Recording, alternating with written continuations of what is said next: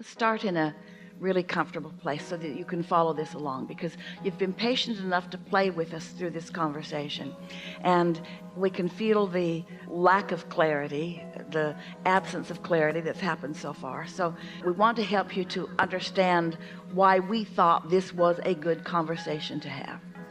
So many people looking for a teacher, even like Abraham, someone who in some ways is outside of you, in order to help you get on your right path, when the truth of it is you can never be other than on your right path.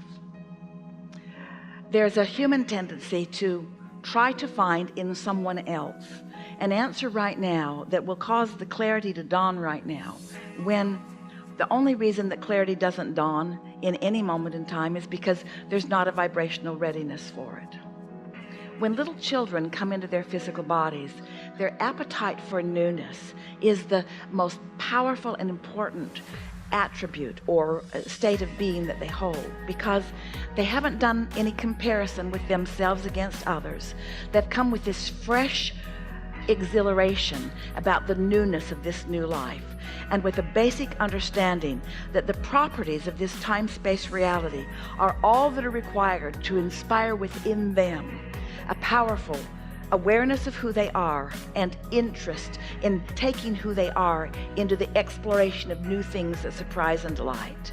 So you have this basic triad of intentions of freedom and growth and joy. You know when you first come in that you are so free that any thought is yours to be chosen, that you're so free that you could choose bondage. But most of all, you understand there is this never stopping, never able to even hinder a little bit, your absolute expansion. That is the given that you know for sure. And that is the, we don't want to say driving force, we want to say the calling force that makes you eager to get into these bodies. You want to be in this body so that the life that surrounds you can inspire within you an individual focus of what your interest is, so that you take from the chaos of all that is some feeling of clarity about what feels good to you, and you are born with this innate knowledge that it should feel good.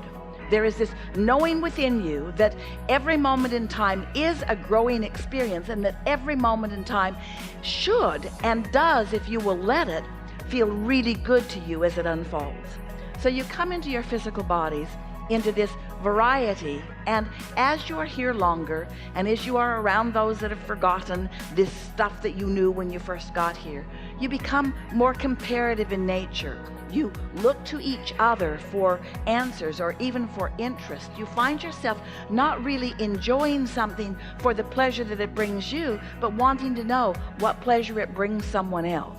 You become those who, with almost every behavior or action, are more interested in how your action is appearing to another, or inspiring to another, or affecting another, rather than paying attention to how it feels to you. So this triad of intentions that you are born with erodes as you are in your physical body for a little while, and that really is the strongest reason that you have summoned someone like us back into your experience, so that we can help you to find that balance of intentions.